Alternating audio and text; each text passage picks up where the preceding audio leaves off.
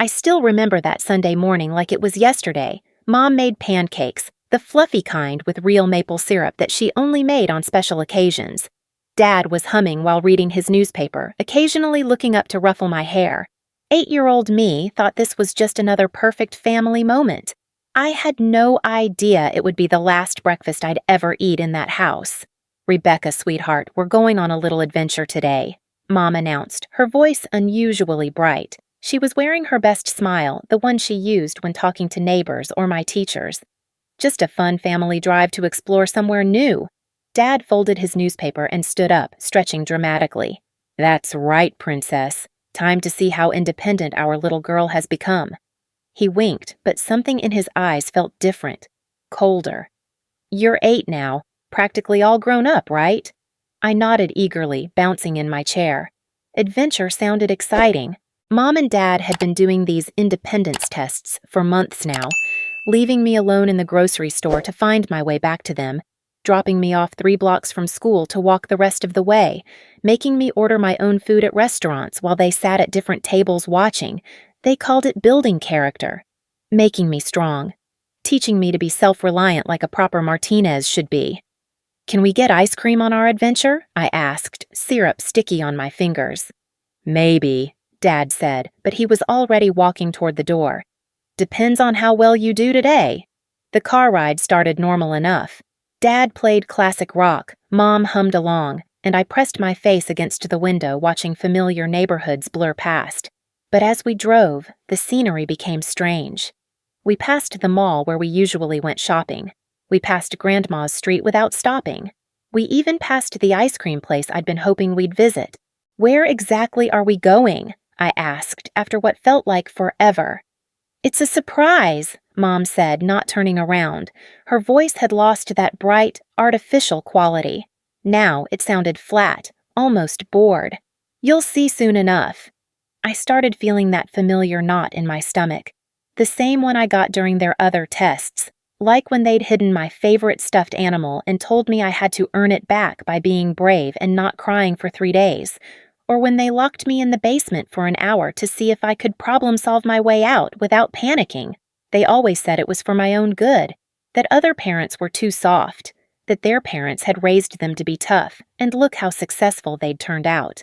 "The world is cruel, Rebecca," Dad would always say. "We're preparing you for reality. You should thank us." But as the car kept driving farther and farther from anything I recognized, that knot in my stomach grew tighter. I pressed my face back against the window, watching highway signs for towns I'd never heard of flash past. 1 hour became 2, 2 became 3.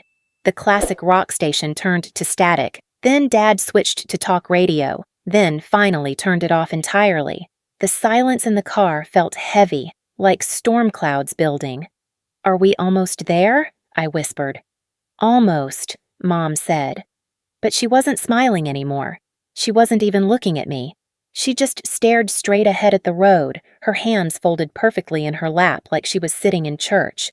When Dad finally pulled into a parking lot, I didn't recognize anything. We were at a train station, a big, old brick building with tall windows and people rushing around with suitcases. The sign said Union Station, but I didn't know what city we were even in. Everything looked gray and cold and unfamiliar. "Okay, Princess," Dad said, turning off the engine. His voice had changed too. It wasn't the warm, playful tone from breakfast. Now it sounded like his business voice, the one he used on phone calls with people he didn't like. "Time for today's independence test." My heart started beating faster. "What kind of test?" Mom finally turned around to look at me, and her expression made my blood run cold. Her eyes were flat and empty, like looking at a stranger. "We're going to see how grown-up you really are, Rebecca. How well you can take care of yourself without Mommy and Daddy holding your hand." Dad got out of the car and opened my door. "Come on, out you go." I didn't move. "I don't want to do a test today. Can't we just go home? I promise I'll be good." "You're already good, sweetheart," Dad said, but his voice was getting impatient. "That's not what this is about. This is about proving you can survive on your own, like we had to when we were kids." He reached in and unbuckled my seatbelt, then lifted me out of the car. My legs felt shaky as he set me down on the concrete. The train station was enormous, bigger than our whole neighborhood. People were everywhere, rushing past with their luggage and their important adult lives, not even noticing one small girl standing frozen by a parked car. "Here's the test," Mom said, getting out of the car but staying by her door. "You need to find your way home. All by yourself. No help from strangers. No calling anyone. No cheating. Just use that smart brain of yours to figure it out." I stared at her, not understanding. "But how? I don't know where we are. I don't have any money for a train ticket. I don't even know which direction home is." Dad shrugged. "That's the point. Real independence means solving problems when you don't have all the information, when things aren't easy or comfortable." He was already walking back around to the driver's side. "We'll see you when you get home, Princess. However long that takes." "Wait!" I ran after him, grabbing onto his jacket. "Daddy, please don't leave me here. I'm scared. I don't know how to get home." He looked down at me, and for just a second I thought I saw something flicker in his eyes. Maybe regret, maybe doubt. But then his face hardened again. "Rebecca Martinez, you are 8 years old. That's old enough to figure this out. Stop being such a baby." Mom was already back in the passenger seat, staring straight ahead through the windshield like I didn't exist. Like her own daughter begging not to be abandoned was just background noise. "Please," I whispered, tears starting to spill down my cheeks. "I promise I'll do better on the other tests. I promise I'll be braver. Just please don't leave me here alone." Dad gently but firmly pulled my hands off his jacket. "This isn't punishment, Rebecca. This is love, tough love, the kind our parents gave us, the kind that makes you strong instead of weak." He got into the car and started the engine. "We believe in you, Princess. Let's see how she finds her way home." Those were the last words my father ever said to me. I stood there in that parking lot watching our blue Honda Civic drive away, getting smaller and smaller until it disappeared entirely into traffic. I kept thinking they would come back, that they would drive around the block and return, laughing about their clever joke, that Mom would jump out and hug me and say, "Surprise! We were just testing your reaction." But as minutes turned into an hour, then 2 hours, then 3, the horrible truth started sinking in. They weren't coming back. They had actually left me, their 8-year-old daughter, alone at a train station in a city I didn't know, with no money, no phone, no way to contact anyone, and no idea how to get home. The tough love they'd been giving me for months had been building to this moment. All those independence tests, all that talk about making me strong, all those comparisons to how much harder their own childhoods had been. It had all been preparation for abandoning me completely. I sat down on a bench inside the train station and cried until I couldn't cry anymore. People walked past me. Some looked concerned, some looked annoyed, most didn't look at all. I was just another piece of the scenery in their busy adult lives. As the sun started setting and the train station began emptying out, I realized with crystal clarity that I was truly alone. Not temporarily alone, like during their other tests. Actually, completely, genuinely alone. That night, a security guard found me sleeping on that bench and called social services.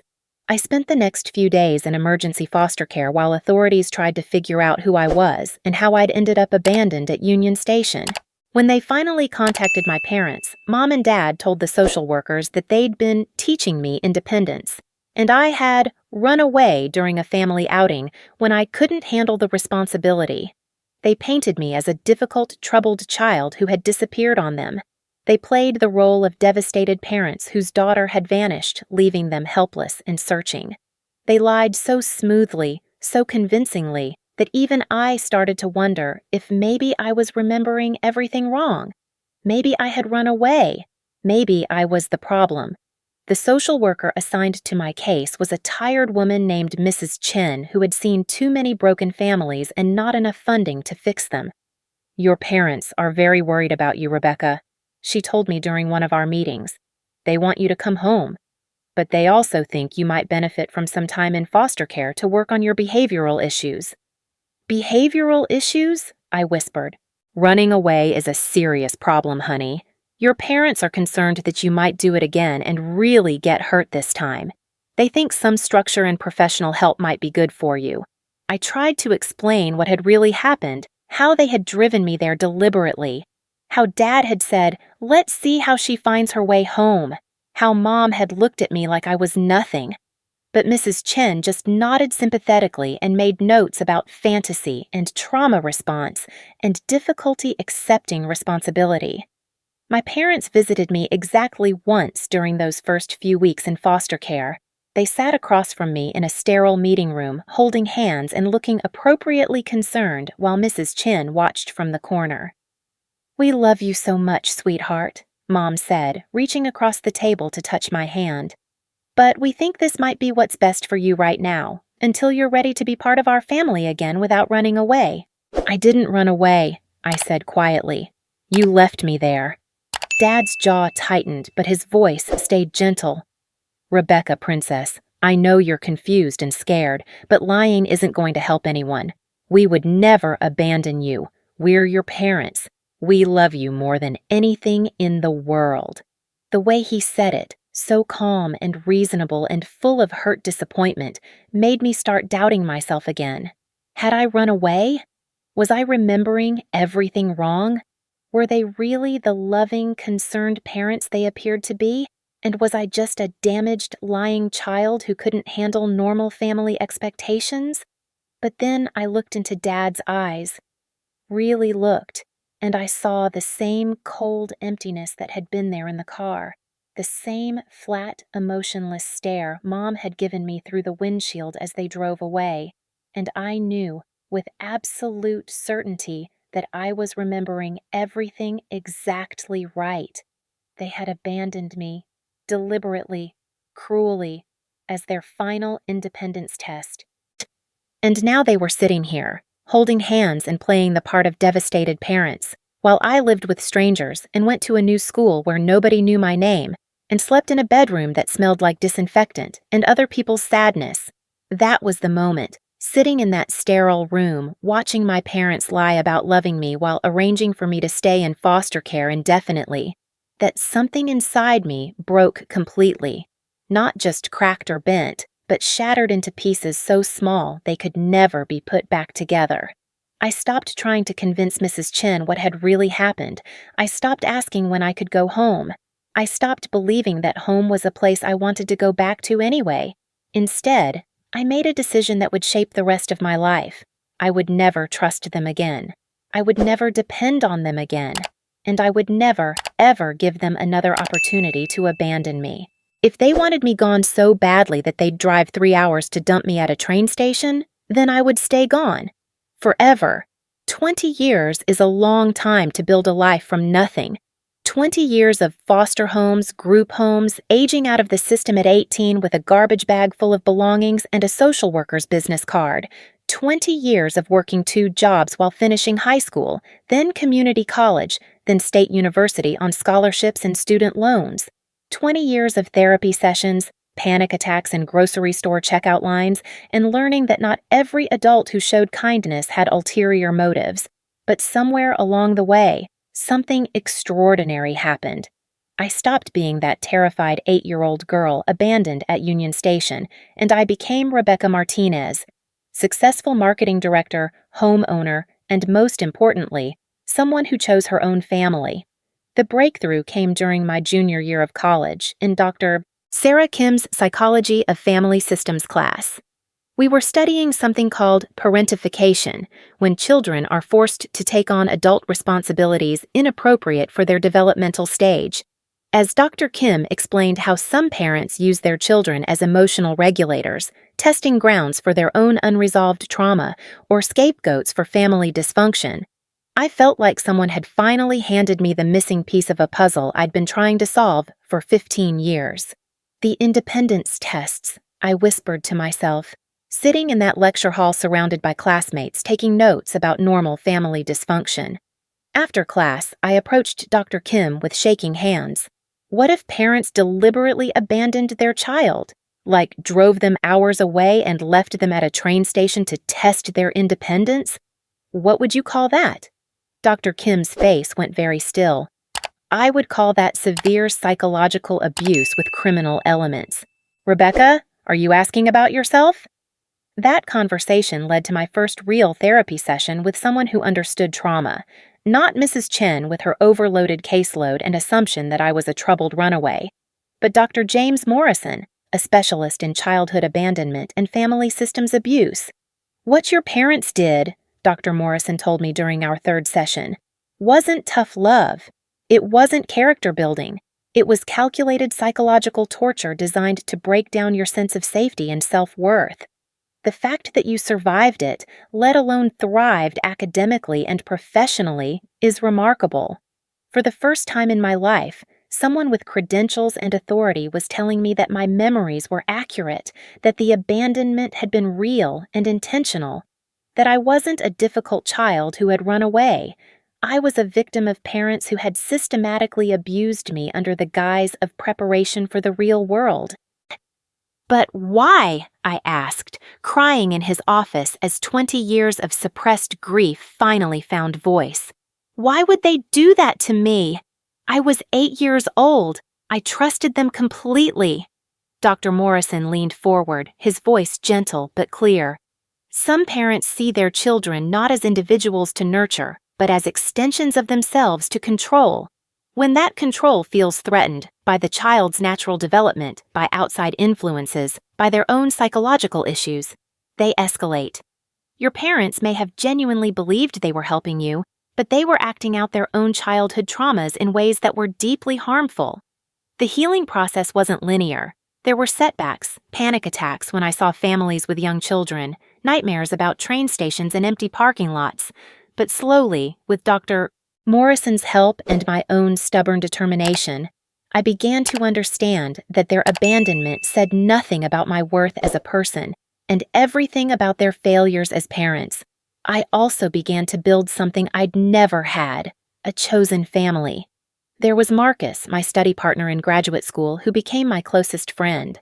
He'd grown up in foster care too, aged out at 18, and understood the specific kind of hypervigilance that comes from never having a safe home base. We studied together, celebrated each other's achievements, and created our own traditions, like Friendsgiving dinners where we invited all the other orphaned graduate students for massive potluck celebrations. There was Elena, my coworker turned best friend, who taught me what healthy female friendships looked like. She was patient when I flinched at unexpected hugs, understanding when I needed advance notice before social gatherings, and fierce in her loyalty when I finally told her about my childhood.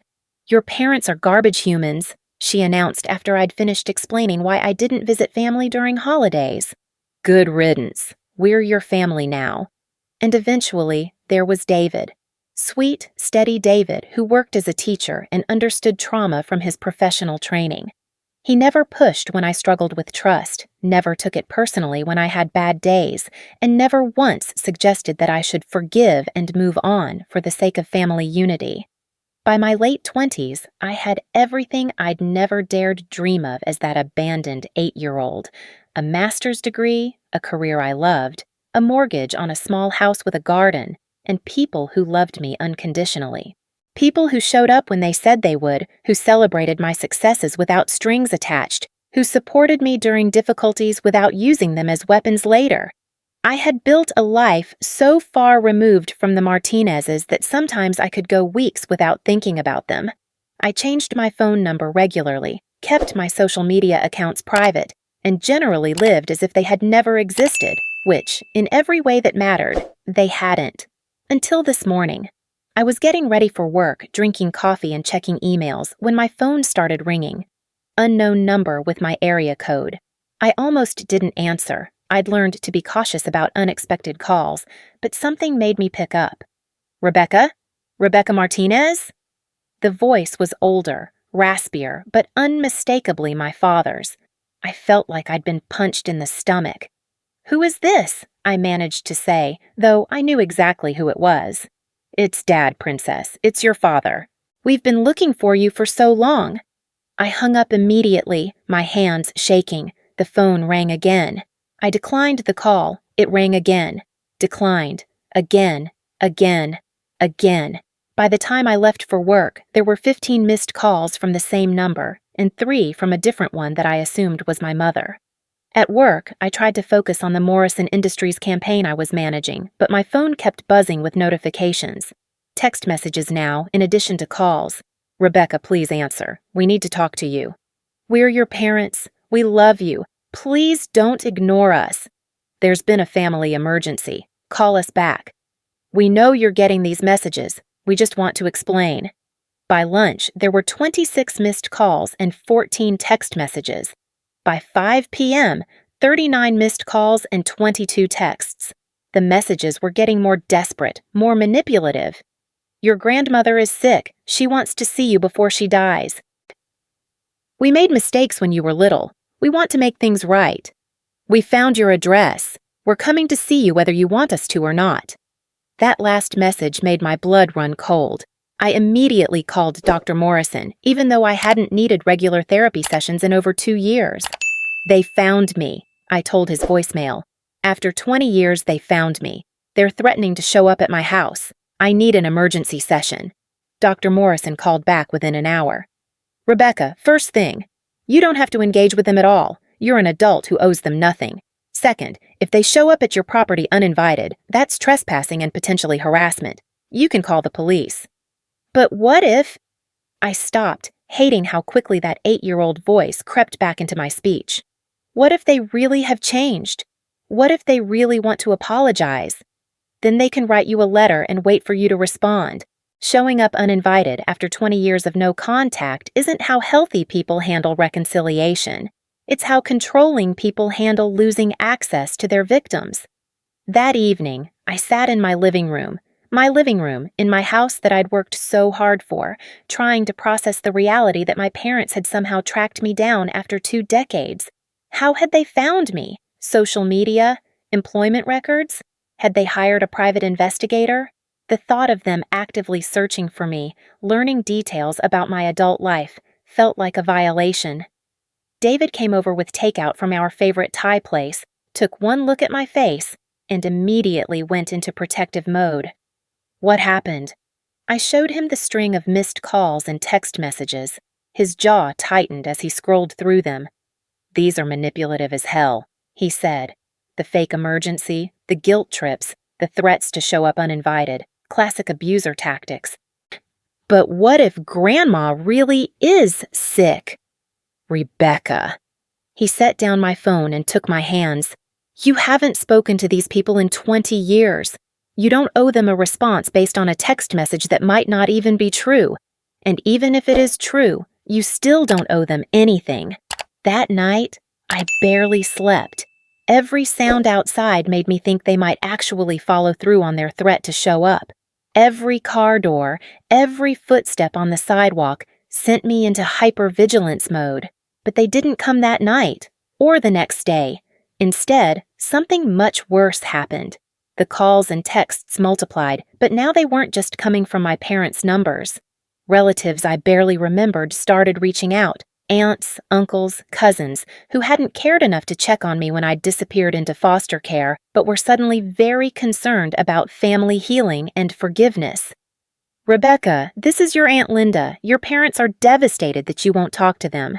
They've been searching for you for years. Can't you at least hear them out? It's Cousin Mike.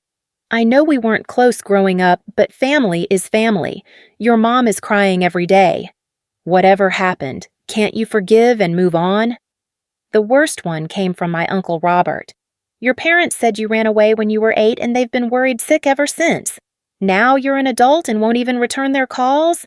That's pretty selfish, Rebecca. They deserve an explanation." Each message felt like a knife twist. They were all operating from my parents' version of events, that I had run away, that I was the problem, that they were the victims of a daughter who had mysteriously disappeared and was now cruelly refusing contact. None of them knew the truth. None of them had bothered to ask why an 8-year-old might run away, or questioned how loving parents could lose track of their child completely. They just accepted the narrative that painted me as difficult, ungrateful, and now unreasonably hostile toward parents who just wanted to reconnect. By the end of the week, I'd received calls or texts from 12 different family members, all pressuring me to contact my parents, all making me out to be the villain in this story. That's when I realized what my parents were doing. They weren't just trying to reconnect, they were building a campaign, mobilizing the extended family to pressure me into compliance, creating a narrative where they were the loving parents seeking reconciliation, and I was the cold daughter refusing to forgive. It was manipulation on a scale that took my breath away. They had somehow managed to present themselves as victims of their own child's cruelty, turning family members into unwitting accomplices in their campaign to regain control over me. But there was one thing they hadn't counted on. I wasn't 8 years old anymore. I wasn't helpless, alone, or dependent on their version of events for my sense of reality. I had 20 years of healing, a support system they knew nothing about, and most importantly, I had the truth. On Friday evening, exactly 1 week after that first phone call, I made a decision that would change everything. I was going to tell my story. Not to them, not to the flying monkeys they'd recruited, but to the world. I opened my laptop and began typing. My name is Rebecca Martinez. When I was 8 years old, my parents drove me to a train station 3 hours from our home and abandoned me there as a joke to test my independence. They drove away, saying, "Let's see how she finds her way home." I never went back. This is what really happened.